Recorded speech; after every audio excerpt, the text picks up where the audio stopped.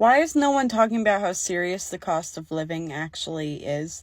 So we pay like a really cheap amount of rent compared to like all the other rent I see. And we're a family of 6. We pay $9.50 rent. That's cheap. We're in Missouri. It's like not some nice new place or anything. It was actually built in 1890. My husband is working 3 jobs right now. We buy absolutely nothing. Nothing that we don't need. And we actually go without a lot of things that we actually do need. I feel like if you're able to do anything that's not just surviving, then you got it good. I feel so sad that I didn't appreciate the times where we were able to actually have fun at this point. So much has changed in the past few years. Like, what? I just really, really want to know. How is everyone surviving? Is everyone working like 24/7? Because that's what my husband does. And I'm just home with my little kids all the time. It's kind of like depressing that we're never together as a family. So I don't know. I hope one day we can be, but it sucks.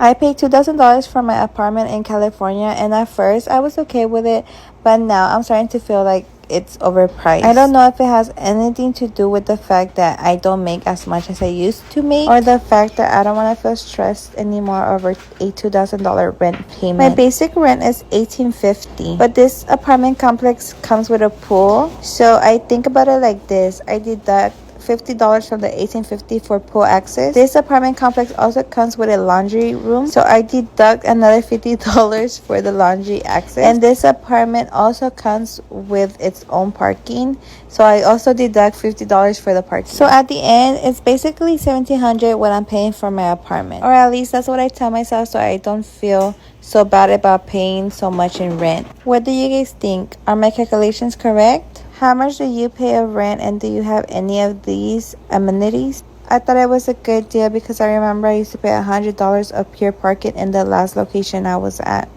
What do you guys think? Hi, my name is Christina Whiteley, and we moved our family from Canada to Mexico 3.5 years ago, and here are 5 reasons why.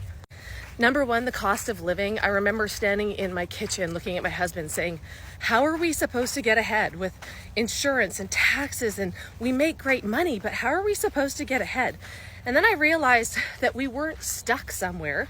We could make decisions that actually improved our finances along with our quality of life if we decided to leave the country that we were born in. The cost of living, and it's only gotten worse since we left.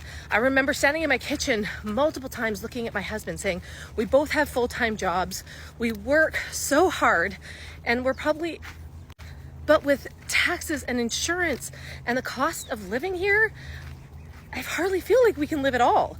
And how the heck are we supposed to get ahead? You know, if we want more in life and we're willing to work for it, how are we supposed to get ahead? And we knew staying wasn't the answer. And yes, it took a little bit of risk and it was a little scary, but everything is figure-outable. And because I've been working online for the past few years, we're able to work anywhere in the world, so we get to choose. We also had to learn how to cut back on our spending, which meant giving up our vacation time, which brings me to number 2, which is weather. We have an average of 355 days of sunshine here, and I'm telling you, so realizing that we had to cut back on our excessive spending, which meant vacations, we thought, why not move somewhere where people go to vacation, where there are 355 days on average of sunshine, where the sun, where it's warm, where the palm trees are blowing. And we also didn't realize how much seasonal depression was affecting us until we were here for the first year. So our moods even lifted being here. Because that West Coast, man, 9 months of cold, gray, damp weather is actually harder on you than you think. Number 3, the school system has changed a lot over the last few years, and we believe that life experience can teach our kids a lot. However, when we came down here, we found an affordable private school, $5,000 for the year, US, that she is excelling in. She's in grade 3, and they're teaching them about economic activity and how to drive economic activity in their cities. They're also, yesterday we made a lotion from hand because she's being taught about how the world works and commodities work, and they're setting up a little fair where they're going to sell or pitch, market their products, which I think is so cool. Real life skills. And that's in grade 3. Oh, and she's bilingual, and she's teaching my son how to speak Spanish. Which brings me to number 4. My son would not have been born had we not moved here. I had a very traumatic birth with my daughter almost 9 years ago. I had multiple miscarriages between, and in 2021, I had very, very little health care on Vancouver Island. We couldn't find a doctor. Nobody would see me in person because I didn't comply to the mandates because I wanted to have a baby. And when I asked to see a specialist after my second miscarriage, they said, oh, I'm sorry, you're gonna have to have another miscarriage before you can even apply to see a specialist. And it's gonna be 6 months before you get a phone call with them. What? So I came down here, paid a doctor $50, got some blood work done, and within a few weeks was pregnant. And I understand that that's not everyone's story, but it was mine. And number 5, our family values are not constantly under attack.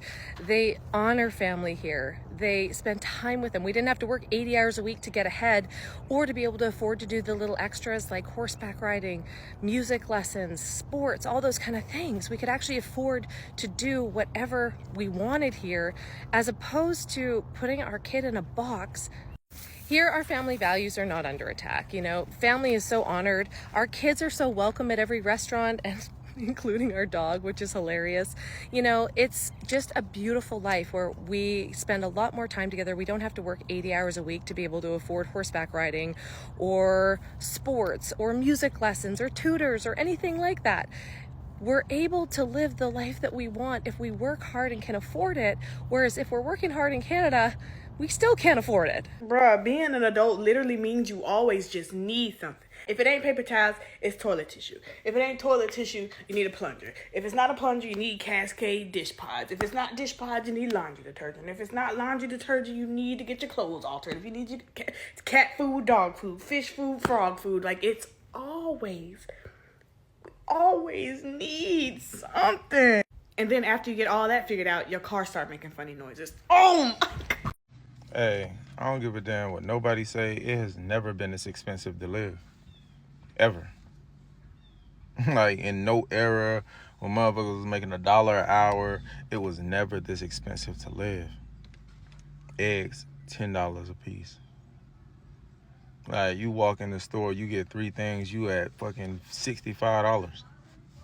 Obviously, I just went, grocery shopping, so I'm venting a little bit, but like, this shit don't make no sense. It really makes absolutely no sense how expensive shit is. Like, so if you ain't got a partner that's really ready and willing to help you out and like really like build this shit together, man, get the fuck on. Like, I ain't gonna lie, this is not the time to be taking care of nobody else. I don't give a damn what you say. If the motherfucker ain't helping, they are literally hindering your ability to be able to get shit done. This is how bad the cost of living is in Australia to shop like a typical Aussie. Case of Great Northern Beer, $55. That's on sale down from $65. $7 for 6 leaf sausages. $6.95 for Vegemite, and that's on sale. $7.20 for Tim Tams. $5.50 for my coffee. And note that we're just 5 steps away from the Australian federal election. People are broke, and now there's proof showing up in the numbers. Kellogg's reported an 8.6% drop in cereal sales. Crocs pulled its entire financial forecast. Heineken says people are drinking less. And even global giants like Nestle are seeing sales fall across the board. And what's scary about this, it's not about cutting luxuries. People are walking away from everyday items. Candy, snacks, fast food, takeout. Last Saturday, I went for lunch at a popular restaurant. Usually packed at noon, we expected a wait. Instead, we were just a handful of people there. Because consumers are cutting back hardest on items that bring joy. Chips, chocolate, going out to dinner. Not because they want to, because simply they don't have the fucking money. And companies know it. Forecasts are being pulled. Behind the scenes, they see the truth. Demand just isn't slowing, it's fucking collapsing. After 5 brutal years, Americans are barely hanging on, and now the administration slaps tariffs on top of it. It's like throwing gasoline on an already burning house. These families are one missed paycheck away from financial collapse. Americans aren't tightening belts anymore. They've run out of fucking notches. This is the answer. It's to move opposite of that direction. But even then, what does 10 years from now look like? You have to ask yourself. And I'm not so sure. And that's really concerning. So the way things are going, it's just really, really not good. And that's why it's even baffling to me when I see a lot of people that are not taking action. Because if you continue to be on this hamster wheel of living in the cycle of trying to keep up with the Joneses, trying to make more money we all always want to try and make more money, but when the cost of living is rising so high and you're having to do all these things to try and make ends meet, there's a part where it's not going to be sustainable anymore. You're going to get burnt out. You're going to not enjoy life. We are not meant to work, and have a little bit of time for ourselves and then work, and then barely make it by. That's not how life is supposed to be. And it wasn't like that generations ago. Yes, we are meant to work hard, and we are called to work hard, and then enjoy the fruit of our labor. But there's also a threshold, there's a dividing line there that, it becomes too much. It's not even reasonable. And it's really, really interesting times. So people that don't really see what is going on, not seeing the bigger picture, it is concerning because there is a lot going on behind the scenes. And I really think America is in trouble. I really believe the United States is in trouble. And it's one of those things that it doesn't matter, who's in office at, a current period of time. I think we've just for so many years, we've been having so many issues for so many years that things are not going to get turned around in, one administration, with one presidential term or two even. It's going to take time if the country really gets turned around. And here's another interesting thought. Even if you see that we are maybe you haven't been happy with the way things have been the past few years and the past 4 years at this point, and maybe you are really excited for and hopeful for what's going to be going on now that we do have a new president. Okay, and even though, let's say, you are fond of the changes that are being made, but you still have to look back and think about 20 years ago and really still see how far we have gone downhill as a country and take that into consideration. So things cannot be fixed overnight. And even if things are starting to even if you can find hope in a few things that are going on right now with the economy and with the US, do you really think that 10 years from now, everything's going to be completely better? Or what do you really foresee in the future? For me, I don't really know what the next 10 years is going to look like. I have a lot of ideas and theories, and I know everybody's going to, or not everyone, but there's going to be comments saying, well, you need to look at, this and this, and you need to check this out online. I've seen all of those things, guys. I know about a lot of things. I don't talk about a lot of things here on my channel. I won't verbalize a lot of things, but I know about a lot of things. Trust me, been down so many rabbit holes. Yeah, I don't think you're going to surprise me with anything new. And I'm not trying to say that to be boastful. I'm just saying, I'm sure there are more things. There's always more things to learn. However, I know a lot about a lot of stuff. And I just don't talk about it necessarily because this is, look at this is the platform that we're on. So just know, because I'm not mentioning certain things doesn't mean that I'm not aware about certain things. But given everything that, is going on, how do we foresee this country in 10 years from now? And I just don't know. So it's really interesting, and it just drives me even further, drives my family even further to make certain decisions right now in preparation of what is potentially coming down the pipeline.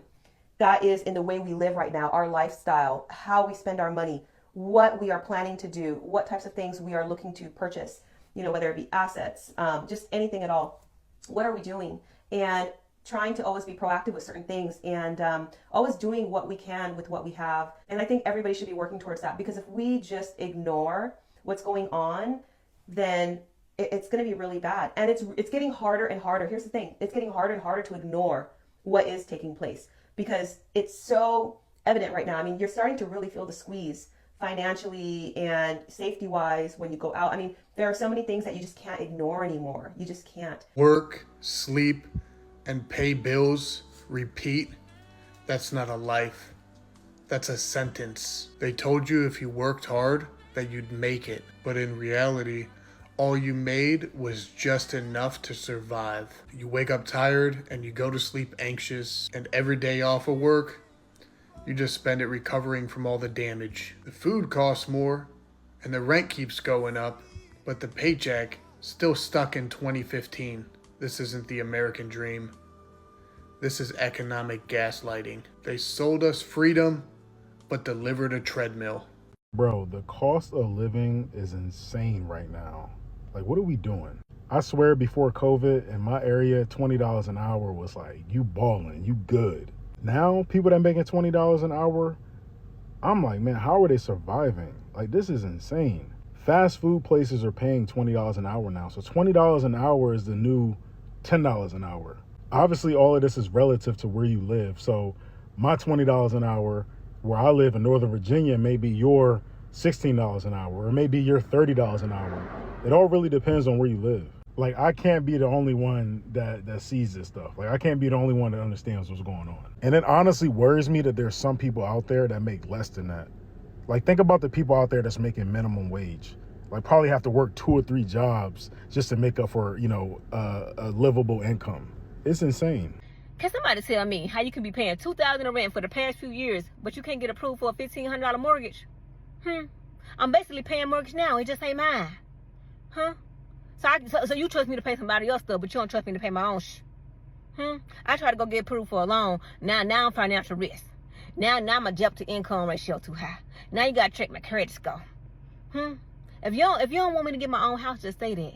If you want me to rent for the rest of my life, just say that. If you want me to pay somebody else's bill for the rest of my life, just say that. Because it ain't making no sense right now. You got to pay $3,000. What? You got to make 3 times the rent in order to even get a place. And you telling me I've been paying this month after month, year after year, and put money aside to save up and stuff like that, and I still can't get approved for a $1,500 mortgage. Things in Ireland that should be illegal but aren't illegal. The first one is a 1-bed apartment with damp for like €1,800 per month. Politicians getting pay rises while those in receipt of carers or disability beg for support. Waiting 7 months for an appointment at your hospital only for it to cancel 2 days before the appointment is meant to happen. Modular homes at €400,000. Being taxed for living, taxed for spending and taxed for dying. What are the things you think should be illegal in Ireland and are not? I need somebody to tell me why my husband went to purchase a 7-pack of underwear yesterday. He needs new underwear. Probably hasn't purchased them in years. You know how it is. Tell me why that package of underwear was $42. $42. I was flabbergasted. $42 for 7 pairs of underwear. If I didn't believe before that inflation is real, I sure do now. I'm baffled. One of these numbers is the average cost of rent for a 1-bedroom apartment in America. The other number is 1 month of salary at the federal minimum wage, pre-tax. Can you guess which is which? These are my true recession indicators. Number 1 is doctors, lawyers and finance professionals becoming lifestyle content creators. Can you imagine 5 years ago, neurosurgeons and investment bankers posting daily vlogs on TikTok to make some extra cash?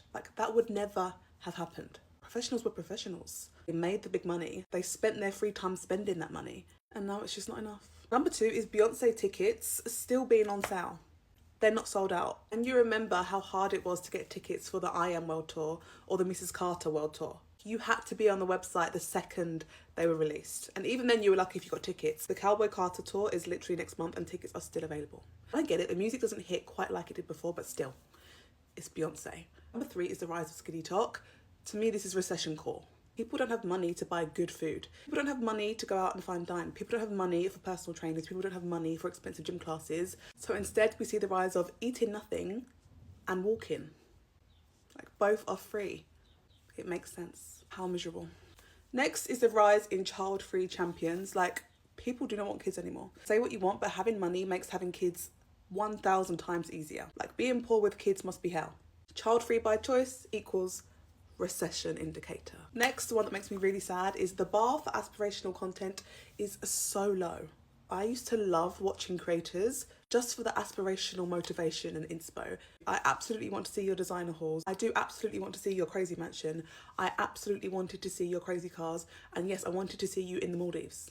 These days, aspirational vlogs are waking up, going to Pilates, getting a matcha and going to M&S. Like, how boring. I want to see luxury and I want to see excess, but recession indicator. And lastly, DIY beauty. The girlies are doing their nails at home, hair at home, laser at home. They are even micro needling at home. If that's not a recession indicator, I don't know what is. Sad times. In 2025, there shouldn't be a job in this economy that's paying less than $25 an hour. And hear me out before you get offended. I'm not making $25 an hour. So I'm just saying that there should be a job that does pay below $25 an hour. And if you live in California, New York, and Florida, you shouldn't have a job that's paying less than $35 an hour. Because the cost of living is crazy for jobs to be talking about, oh, we're going to start off at $16 an hour, but we require a bachelor's degree and 4 years experience. 4 years experience and a bachelor's degree should be paying at least $35-40 an hour. These jobs are crazy. They be wanting you to do all of this work for $16 an hour. God damn it, no. You should be at least, especially if you got a degree, you should be at least making $25-30 an hour. The cost of things now it's becoming beyond a joke. My kids have their school photos coming up. Guess how much it is for one child? We're in a public school, one child. $42 for the cheapest set. $42. I have 3 children. That is $120 for someone to sit there, take their photo, and then for them to print them out. Now, look, I understand it is a job and everybody's going to earn a living. I understand that. This is not an attack on photographers. This is an attack on inflation. It's fucked. Moved into my apartment in June 2023. I was paying $1,790 in rent. I just got notified that March 1st, my rent will be increasing to $2,023. And before everyone gets in the comments and says, you're doing this, you're making your choices. Okay, first of all, fuck you. I have a 2-bedroom apartment because I have a 1.5-year-old son, and I got this apartment because I researched every apartment within a 30-mile radius of where my dad lives, because my dad lives with my nephew. I'm the legal guardian of my nephew, and I need to be able to have quick, close access to my nephew. I take him to appointments, I pick him up from school, etc. What's shitty is that this is the market rate. So this is pretty standard if you want a 2-bedroom apartment. And mine's nice because it's new, but it's not fancy. It was made really like everything's plastic and falling apart. And it, for all intents and purposes, it's not a quality apartment. It's safe. I love living here, and that's why I'm living here. But I was talking to my landlord, and I was like, listen, I know this isn't your fault. I know you're not setting the prices of these, but what the fuck? This is not like a sustainable, like, how the fuck is anyone supposed to like maintain their tenancy? I said, should I expect another huge rent increase? And he's like, yeah, in September there's gonna be another like $80 to $120 rent increase. And I'm like, so let me get this fucking straight. I had to pay $5,500 to just get into this fucking apartment. I could live in a 1-bedroom. I don't want to because I just figured out crib training with my son. I pay electric and I pay fucking gas, which is another, $100 to $120 a month, like on top of that. I hate that the issue is that I'm at a point in my life where paying another $120 a month in rent is like pissing me off. I know that the solution is to just make more money so that this is going to happen and I'm going to have more wiggle room in my budget and blah, blah, blah. But what pisses me off is if you're not making $6,000 or $8,000 as a single mom a month, you're just like, how are you gonna make it? Who wants to be roommates with people that they don't know? And how many people do you know that you could trust to live with and that it wouldn't ruin your friendship if you lived with them? And what if I just want to live in my own fucking spot? What if I really like the peace of mind that I have in my own goddamn apartment? Why isn't there some sort of fucking clause that says, oh, you're a single mom with narcolepsy and you have a fucking disability and you're making X amount of money and we're gonna give you like a little bit of a break. And I understand like life is a jungle and no one's trying to give out handouts. You're hearing about how Elon Musk just uncovered all the government fucking all the money that's going everywhere. Like the government isn't, in general, they're not looking to help people. We know that. We just keep coming back to like, okay, the solution is just to make more money, but there's only so many fucking hours in the day. I spent 45 minutes today researching other apartments in the area. I maybe have a tour scheduled next week, but here's the thing, it's like, yeah, if I get into this other apartment, like what is that gonna look like and how much do I have to put down? It's usually first and last month's rent, and then there's a damage deposit, and then there's usually a refundable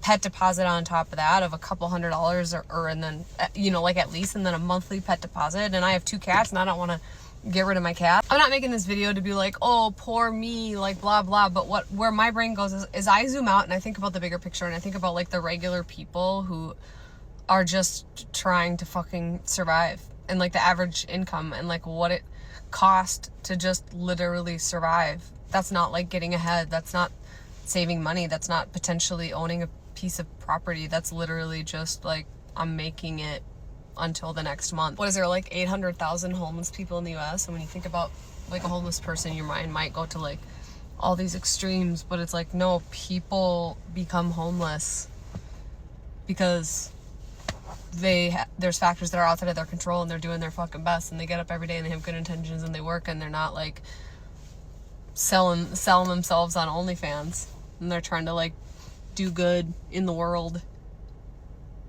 But fucking bills are massive, man. It's expensive as fuck to just live and eat